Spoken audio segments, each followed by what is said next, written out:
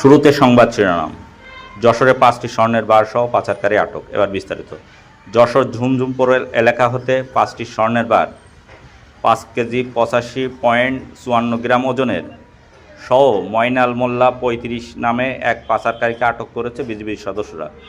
বুধবার ভোররাতে তাকে আটক করা হয়। আটককৃত ময়নাল উত্তর সিটি কর্পোরেশন ঢাকার মিরপুর ৯ কোটবাড়ির আসগর মোল্লার ছেলে। বিজিবি জানায়, যশোর ব্যাটালিয়ন এর একটি টহল দল গোপন সংবাদের ভিত্তিতে যশোরের ঝুমঝুমপুর এলাকা হতে একজন আসামি ৫৮৫.৫৪ গ্রাম ওজনের ৫টি স্বর্ণের বার এবং একটি মোবাইলসহ আটক করা হয়। আটককৃত ব্যক্তির জুতার সোলের ভিতরে বিশেষ কায়দায় লুকায়িত অবস্থায় স্বর্ণের বারগুলো পাওয়া যায়। আটককৃত আসামিকে প্রাথমিকভাবে জিজ্ঞাসাবাদে জানা যায়, সে ঢাকা থেকে যশোর সাতক্ষীরা হয়ে ভারতে পাচারের উদ্দেশ্যে স্বর্ণের বারগুলো নিয়ে যাচ্ছিল।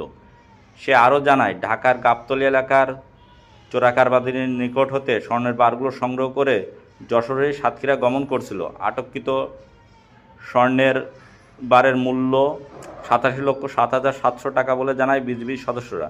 আটককৃত স্বর্ণসহ আসামির বিরুদ্ধে মামলা দায়েরের মাধ্যমে আসামির যশোর সদর থানায় এবং স্বর্ণ ট্রেজারিতে জমা করার কার্যক্রম চলমান রয়েছে বলে জানায় বিজিবির সদস্যরা।